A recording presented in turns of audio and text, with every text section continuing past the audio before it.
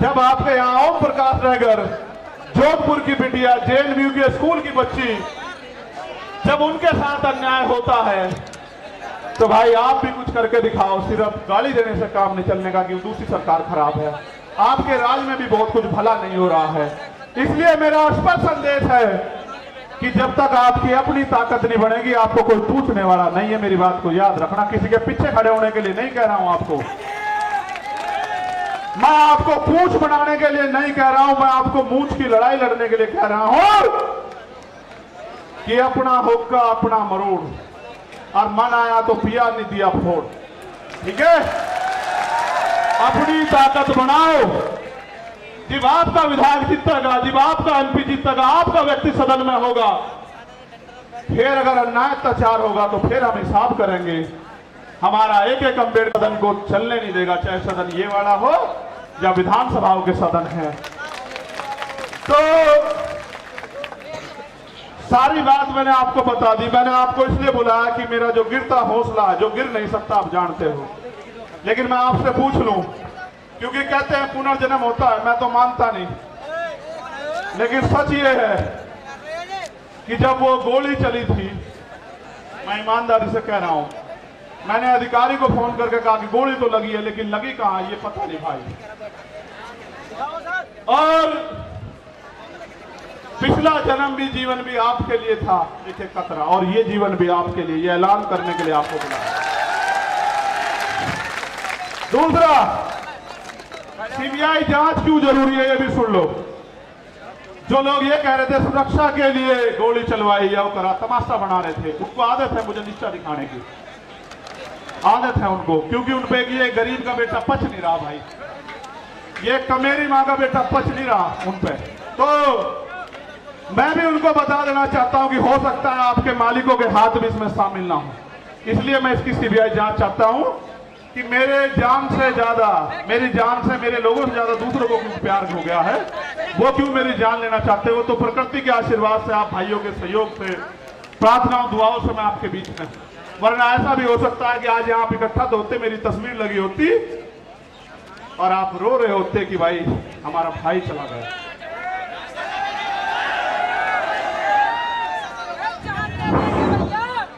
मैं जानता हूं कैसे कैसे उधार पैसे लेकर आए होंगे, और आने जाने के बाद जब खबर आएगी कि आप तक कोई और मुसीबत ना पड़ जाए, लेकिन जब आप अपनी जगह से नहीं हिलते तो फिर मेरे साथ कोई मुसीबत आ जाए मुझे भी हिलने का मेरा मन नहीं करता। आप बताओ कैसे छोड़ दूं, आपके हाथ कैसे छोड़ूं, आप बताओ कैसे छोड़ूं आपके हाथ, जिन्होंने मेरे लिए दिन रात नहीं देखा, आंधी तूफान नहीं देखा, गर्मी नहीं देखी, बारिश नहीं देखी, कोई भी मुसीबत नहीं देखी, भूख प्यास, उनका हाथ कैसे छोड़ दूं, उस समाज का हाथ कैसे छोड़ दूं, कैसे डर के घर में बैठ जाऊं, कैसे सीना तान के आपका खून होके बाहर ना हूं। इसलिए यहां मैदान में हूं, ये मैं समझना डर गया हूं। जिस दिन डर गया आप ये समझना कि मर गया हूं। जब तक जिंदा हूं पूरी ताकत से इस लड़ाई को लड़ूंगा। दिल्ली के भी बहुत साथी आए, मध्य प्रदेश के बहुत साथी आए, 22-23 स्टेट से साथी आए, थोड़े थोड़े अपना अपना प्रतिनिधित्व करने के लिए। 2-2 हजार किलोमीटर से लोग आए, उड़ीसा से आए, झारखंड से आए, तेलंगाना से आए, कर्नाटक से आए, त्रिपुरा से आए, असम से आए, बंगाल से आए, बिहार से आए, राजस्थान से आए, कश्मीर से आए, पंजाब से आए, हरियाणा से आए, यूपी से आए। यूपी वालों का तो खून हो तो भाई, खून तो सभी का हो, वो ज्यादा मेहनत कर रहे हैं आजकल। तो मैं आपके आगे ज्ञापन पढ़ता हूं, आप ज्ञापन को गौर से पढ़ ले, सुन लेना एक बार। बहुत महत्वपूर्ण है ये ज्ञापन, और ये ज्ञापन इसलिए जरूरी है कि एक छोटी सी मांग इसमें मुझसे जुड़ी हुई है, लेकिन बाकी मांग बहुत मुझसे जुड़ी हुई नहीं है, समाज से जुड़ी हुई है। भाई चंद्रशेखर तो अकेला आदमी मर जाएगा, लेकिन इस समाज के साथ जो न्याय हो रहा है उसका हिसाब तो करना पड़ेगा ना। ये उसका हिसाब नहीं करने के, क्या हम इस देश में, आप बताओ, मरने के लिए पैदा हुए हो? मणिपुर की बच्चियां याद हैं? देखो हमारे साथ तो शोषितों के साथ ये सदियों से होता आया। वीडियो भले ही वायरल ना होती हो, लेकिन होता तो आया है। लेकिन अब ये बंद होना चाहिए नहीं होना चाहिए, आप बताओ। तो मैं आपके आगे ज्ञापन पढ़ूंगा। आखिरी मांग जो है वो राष्ट्रीय अध्यक्ष जी पढ़ेंगे। जो ज्ञापन है उस पर गौर कर लो। मीडिया के साथी भी ज्ञापन चला देना भाई। भाई कान से सुन लो।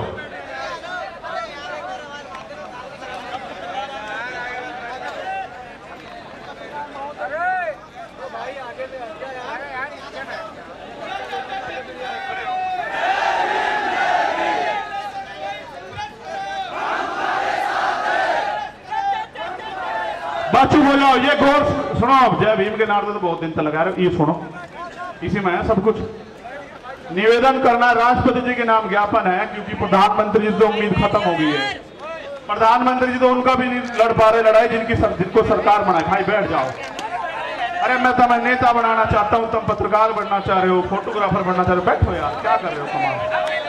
बैठ जाओ यार, ये कोई बात ठीक नहीं। इतनी बार मैंने कभी नहीं कहा आज तक तुम्हें,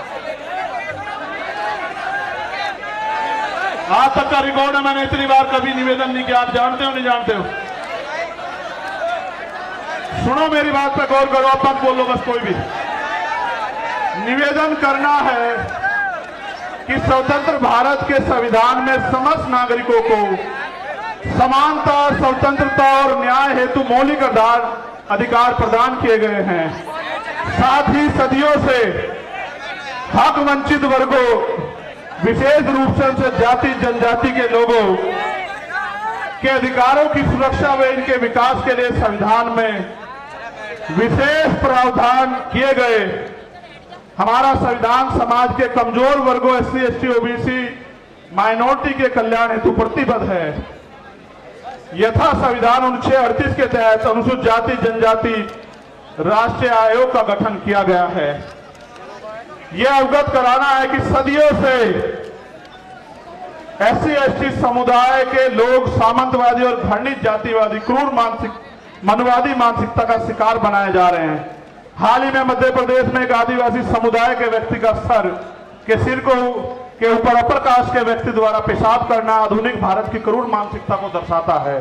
इसी प्रकार पिछले कुछ वर्षों में देश के राज्यों में समाज के इन कमजोर वर्गों के लिए चैलेंज करके सुनिश्चित हत्याएं की जा रही हैं, जिसमें प्रमुख घटनाएं हैं शोधार्थी छात्र रोहित वेमुला की हत्या, वरिष्ठ पत्रकार गौरी लंकेर की हत्या, मनीषा वाल्मीकि की हत्या, जितेंद्र मेघवाल की हत्या, इंद्र मेघवाल की हत्या, रमन वाल्मीकि की हत्या, भाई आकाश गुजर की हत्या जो उत्तर प्रदेश पुलिस द्वारा गोली मारकर की गई। इन घटनाओं से ऐसा प्रतीत होता है कि देश भारत के संविधान से नहीं बल्कि देश का शासन प्रशासन मनोविधान से संचालित हो रहा है। समाज के कमजोर वर्गों के खिलाफ आए दिन सुनियोजित हिंसा, हत्याओं तथा मॉब लिंचिंग घटनाओं का ग्राफ लगातार बढ़ता जा रहा है। NCRB की रिपोर्ट इसका सरकारी सबूत है।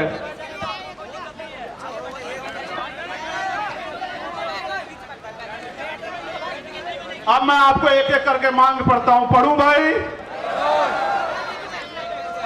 आप समर्थन भी करना होना चाहिए, नहीं होना चाहिए, ठीक है? क्योंकि भारत एक लोकतांत्रिक गणराज्य है। हमारा बुद्धिजीवी समाज भी सुने कि हम अपने लिए लड़ रहे हैं या समाज के लिए लड़ रहे हैं।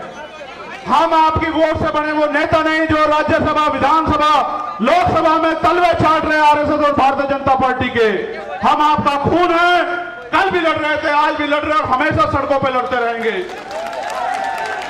क्योंकि भारत एक लोकतांत्रिक गणराज्य है।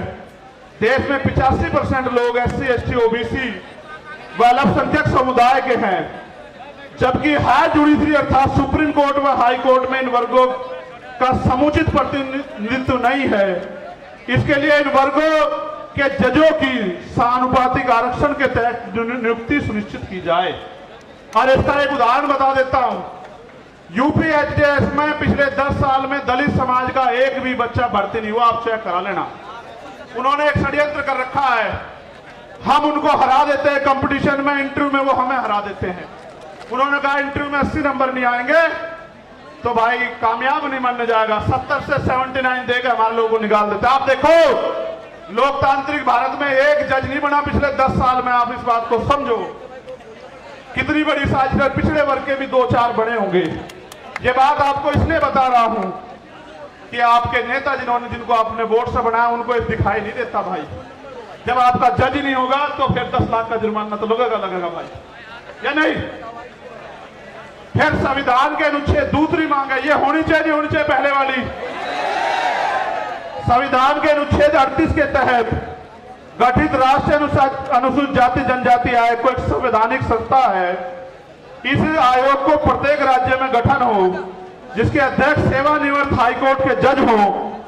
इस प्रकार जिला स्तर पर आयोग का गठन किया जाए तथा भारत के प्रत्येक जिले में SC/ST executive exclusive special court की स्थापना की जाए, जो केवल SC/ST एक्ट में दर्ज केसों की सुनवाई करे और आयोग उनकी निगरानी करे। और इसलिए मैंने कहा कि बिहार वालों को भी अपने यहां आयोग बना देना चाहिए, ठीक है? ये होना चाहिए नहीं होना चाहिए? ठीक है, बहुत अच्छे। SC/ST एट्रोसिटी एक्ट 1989 के उपबंध 4 के तहत जिला स्तर पर जिलाधिकारी की संस्तुति में जांच प्रक्रिया की निगरानी हेतु वरिष्ठ अधिवक्ताओं की कमेटी का गठन किया जाए तथा SC/ST समुदाय के जघन्य अपराधों जिसमें कम से कम 7 वर्ष की सजा हो, पीड़ित परिवार को आर्थिक सहायता राशि कम से कम, जो भी 8,25,000 रुपए मिलती है, 50 लाख रुपए की जाए। पीड़ित परिवार के एक सदस्य को सरकारी नौकरी दी जाए। बताओ सहमत हो या नहीं सहमत हो? भाई मंच के लोग हाथ नहीं उठा रहे हो तो हम एक तरफ हो गए। चलो आगे बढ़ो। SC/ST वर्ग के अधिकारी कर्मचारियों का उच्च पदों पर, SC/ST OBC वर्ग के अधिकारियों कर्मचारियों का उच्च पदों पर समुचित प्रतिनिधित्व हेतु प्रमोशन में रिजर्वेशन का प्राविधान किया जाए तथा इन वर्गों का बैकलॉग कोटा पूर्ण करने के लिए विशेष भर्ती अभियान चला जाए। हमारे बहुत सारे अधिकारी कर्मचारी आए हैं, आप भले धीमे धीमे हमारे साथ खड़े हो रहे हो, हम आपके साथ खड़े हैं। प्रमोशन में रिजर्वेशन SC/ST OBC को लागू करवा कर देंगे इस देश में, याद रखियो। सन 1931 के बाद देश में आज तक जाति आधारित जनगणना नहीं की गई, अतः जाति आधारित जनगणना की हम पुरजोर मांग करते हैं तथा जिसकी इतनी संख्या भारी उसकी उतनी हिस्सेदारी के तहत देश में वास्तविक लोकतंत्र कायम हो सके एवं जनसंख्या के अनुपात में आरक्षण बढ़ाया जाए। आप चाहते हो जातिगत जनगणना हो? ठीक है। यह है कि सरकारी उपक्रमों तथा संस्थानों का निजीकरण संविधान की लोक कल्याणकारी राज्य की अवधारणा खिलाफ है, क्योंकि यह सरकारी नौकरियों में आरक्षण को समाप्त करने की साजिश है। अतः निजीकरण पे तत्काल प्रभाव से रोक लगाई जाए। आप इस पे सहमत हो? जब हमारी सरकार आओगी सारा जिनका निजीकरण हुआ उनका राष्ट्रीयकरण कर देंगे, आप चिंता मत करो। केंद्र और राज्य सरकार के सभी कर्मचारियों के लिए पुरानी पेंशन लागू की जाए। यह है कि सेना में अग्निवीर स्कीम को खत्म कर पुरानी भर्ती व्यवस्था लागू हो, क्योंकि आपने देश की सुरक्षा के साथ खिलवाड़ किया और नौजवानों के भविष्य के साथ लोग अग्निवीर से वापस लौट रहे हैं। इसको भी हम ही करा कर देंगे और किसी में हिम्मत नहीं, ठीक है? भारत एक कृषि प्रधान देश है, किसान देश की रीढ़ है, अतः किसानों की MSP की समयबद्ध कानूनी लीगल गारंटी सुनिश्चित की जाए। और अभी जो किसान आंदोलन हुआ था उसमें जो झूठे मुकदमे लगाए गए थे वो मुकदमे वापस हो और जो किसान सम्मान निधि 6,000 रुपए आप दे रहे हो उसको बढ़ा के 24,000 रुपए किया जाए। यह है कि संविदा नौकरी में आउटसोर्सिंग भर्ती को तत्काल खत्म किया जाए तथा संविदा पे कार्य कर रहे कर्मचारियों को भी नियमित कर्मचारियों का समान वेतन और अन्य सुविधाएं दी जाए। जो सफाई कर्मचारी ने संविदा पिछले 5 वर्षों से अधिक समय से ठेके संविदा पे रखे गए हैं उनको संवैधानिक आरक्षण का अनुपालन करते हुए नियमित किया जाए। आप इससे सहमत हो? भाई पहले तो ठेके 1,000 रुपए मिले, इस बात पे सहमत हो? चलो ठीक है। और सफाई कर्मचारी दिल्ली के तैयार हैं आपकी मांग हम अगले 1 महीने में पूरी करवाने के लिए यहां की सरकार से भी निपटेंगे, आप चिंता न करियो। यूनिफॉर्म सिविल कोड लागू करने से पूर्व सामाजिक और आर्थिक गैर बराबरी समाप्त की जाए तथा शैक्षिक और लैंगिक स्थापना समानता स्थापित की जाए। उसके बाद UCC पे आपसे बात करेंगे अगर आप अल्पसंख्यकों के विरोध में कोई भी कानून लाओगे, हम उसका ड्राफ्ट पढ़ेंगे, आपकी ईंट से ईंट बजा देंगे सरकार के लोगों, इस बात को याद रखना। और भाई आखिरी मांग ये है, मैंने कहा था राष्ट्रीय अध्यक्ष जी पढ़ देंगे, मैं मांग बता देता हूं कि इस घटना की सीबीआई जांच हो और सुरक्षा तो भाई समाज ही करेगा, थारे मांगने दे देने वाले तो है नहीं। लेकिन बड़ी बात यह है, ये समझना पड़ेगा कि देश के जब सरकार के नेताओं को सुरक्षा मिल सकती है तो हमारे नेताओं को भी सुरक्षा मिलनी चाहिए। सरकार आती जाती रहती है, हम भी टैक्स देते हैं, आप भी टैक्स देते हो, हमारी संख्या ज्यादा, हमारा टैक्स ज्यादा है, फिर सुरक्षा आपको क्यों? आपकी तो सरकार है, आप पे कौन गोली चला रहा है? गोली तो हम दलित पिछड़े अल्पसंख्यकों की छाती से निकल के जा रही है, इसलिए सुरक्षा की जाए।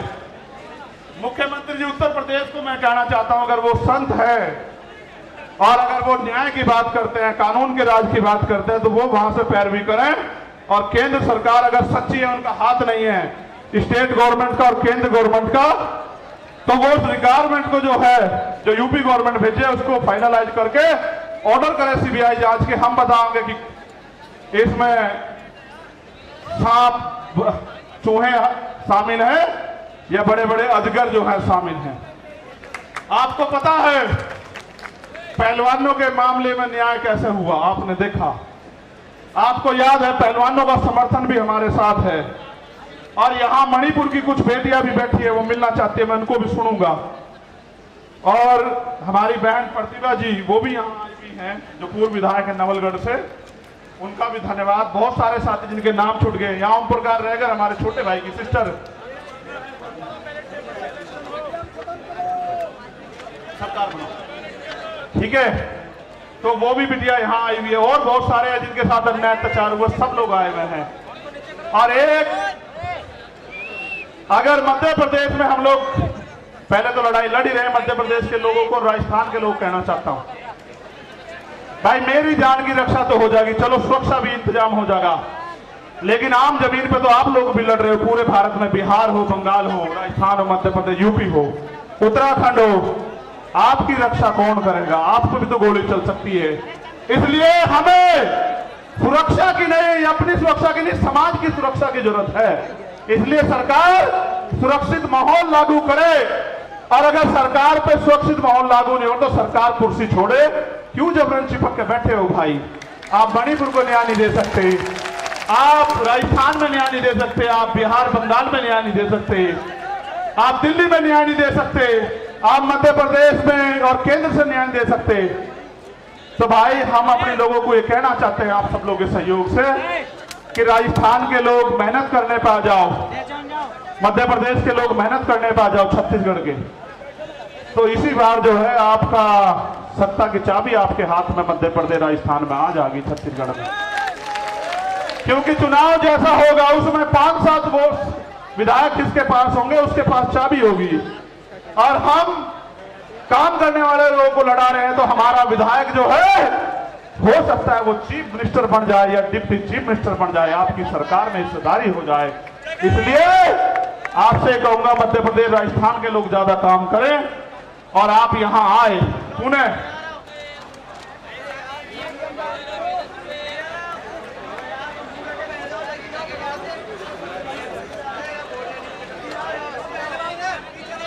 देखो भाई, हाँ ईवीएम के खिलाफ भी ये कह रहे हैं, मैंने गाने में वो संदेश दे दिया था कि ईवीएम का इलाज भी हम ही लोग करेंगे, हम ईवीएम के भी खिलाफ हैं। अब मेरी आखिरी बात सुनो जो बहुत जरूरी है, हम सरकार को 15 दिन का समय देंगे। अगर सरकार ने 15 दिन में हमारी बात नहीं मानी, फिर हम पीसी करके अपनी आगे की योजना के बारे में बताएंगे। और मेरा तो मानना है कि पूरे देश में हम जन जागरण करके 22% शेड्यूल कास्ट और 52% पिछड़े वर्ग के लोगों को और अल्पसंख्यक लोगों को जो है इकट्ठा करने का काम करेंगे और उनको दो दुश्मन की पहचान करवाएंगे। और हमारा प्रयास ये रहेगा कि बहुजन समाज राज करे, उनके साथ अन्याय होना बंद हो। अब अगर आपके यहां वो यात्रा आएगी तो आप लोग मेहनत करोगे नहीं करोगे बताओ? अगर दोबारा बुलाऊंगा आओगे नहीं आओगे? कभी सोचो पिछली बार हम चले गए, इस बार और चले जाएंगे। बहुत बहुत धन्यवाद। एक आखिरी मेरा ये अल्टीमेटम है देश के प्रधानमंत्री को, मेरी बात को गौर से सुन लेना, मीडिया के जरिए प्रधानमंत्री तक चला जाए, इंटेलिजेंस के जरिए। अगर मणिपुर का अन्याय नहीं रुका और मणिपुर के मुख्यमंत्री को नहीं हटाया गया और वहां कानून का राज स्थापित नहीं किया गया, तो बहुत जल्द मैं जंतर मंतर पे अनिश्चितकालीन मणिपुर के लिए बैठूंगा, क्योंकि मैं सब कुछ बर्दाश्त कर सकता हूं, लेकिन बाबा साहब अम्बेडकर ने कहा कि किसी भी देश की तरक्की का पैमाना उस देश की महिलाएं हैं, और हम प्रथम रंगते भारतीय हैं। अगर मणिपुर की बेटियों के साथ अन्याय होगा तो हम मुंह छिपा के घर में नहीं बैठेंगे, इसी जंतर मंतर पे। मैं चाहता आपको रामलीला मैदान भी बुला लेता, पता है इसलिए बुलाया कि जंतर मंतर का इतिहास है, आपने 21 मई को मुझे ताकत दी, और ये वो धरती है जहां पहलवान बेटियों पे लाठियां चलाई गई। उस दिन मैं नहीं था कि जख्म का हिसाब करने के लिए मैंने आप लोगों को यहां बुलाया। बहुत बहुत धन्यवाद। जय भीम, जय भारत, जय मंडल, जय जोहर, जय संविधान, हमारी एकता जिंदाबाद। एक रिक्वेस्ट, जैसे आराम से आए वैसे ही जाना, जैसे आराम से आए आप वैसे ही जाना, आपकी जान कीमती है मेरे लिए बहुत।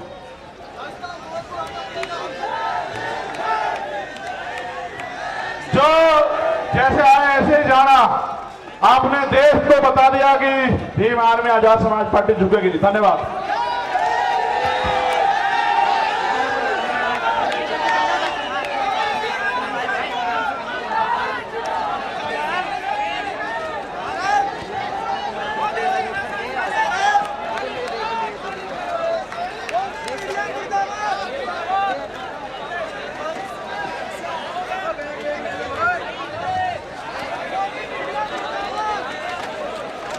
ये थोड़ा ध्यान दें, ये 4-5 पर्स किसी के गिर गए हैं भीड़ में, और जिसके पर्स चोरी हुए हैं वो आके मुझसे मिले। एक मोबाइल है सैमसंग और 4 पर्स हैं। जिसकी पॉकेट चेक कर लो, मुझे पहचान बता दो, मैं दे दूंगा। आ जाओ। ऐसा करेंगे, ये पर्स आप हिमांशु वाल्मीकि जो दिल्ली के प्रदेश अध्यक्ष जी हैं, आप उनसे रिसीव कर लेंगे।